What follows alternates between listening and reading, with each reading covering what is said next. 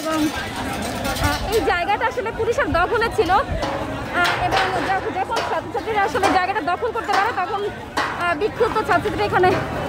আগুন লাগিয়ে দেয় এবং এখানে পুলিশ ককটেল বিস্ফোরণ করে এবং টিয়ার শেল নিক্ষেপ করে এবং প্রচুর ছাত্রছাত্রী যাদের চোখ জ্বালা করছে এবং টিয়ার শেলের যারা আহত হয়েছেন তারা এখান থেকে সরে গিয়ে তারা ধাতস্থ হওয়ার জন্য সময় নিচ্ছেন এবং বাকি যারা এখানে আছেন তারা কিন্তু এখানে আন্দোলন চালাচ্ছেন এবং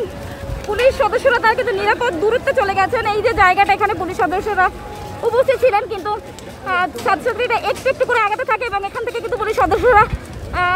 ফুটে যান এবং এরপর পরেই বিক্ষুব্ধ ছাত্রছাত্রী এখানে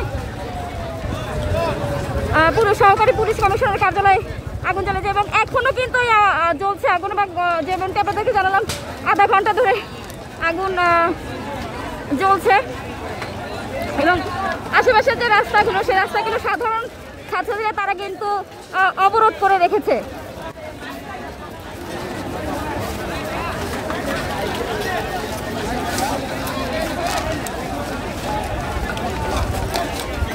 পুলিশের সাথে ধাওয়া পাল্টা ধাওয়ার ঘটনা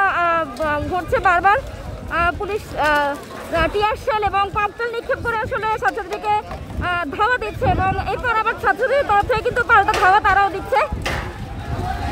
এবং ছাত্রছাত্রীরা সহকারী পুলিশ কমিশনারের কার্যালয়ে অবস্থান করছে এবং এখানে কিন্তু এখন যেটা আপনাদেরকে জানালাম কিন্তু এখন কিন্তু আগুন এখানে জ্বলছে। যেমনটি বললাম যে পুলিশ কমিশনারের কার্যালয়ে বিক্ষুব্ধ ছাত্রছাত্রীরা আগুন লাগিয়ে দিয়েছে।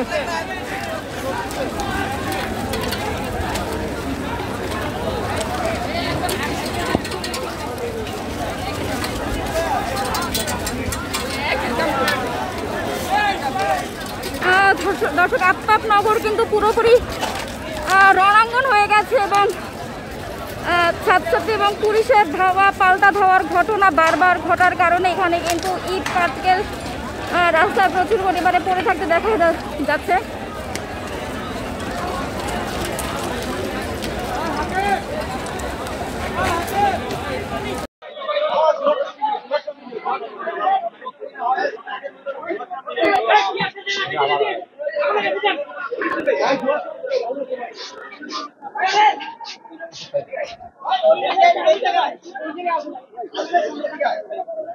দর্শক আপনাদেরকে দেখাচ্ছি আফতাবনগরের চিত্র এবং এখানে আসলে রণাঙ্গন হয়ে গেছে বলা যায় এবং ইউনিভার্সিটির স্টুডেন্টরা পুলিশের সাথে সংঘর্ষে জড়িয়েছে এবং ধাওয়া পাল্টা ধাওয়ার ঘটনা ঘটেছে। এখানে পুলিশের সদস্যরা টিয়ার শেল নিক্ষেপ করেছে এবং এই কারণে কিন্তু অনেক ছাত্রছাত্রী আহত হয়েছে।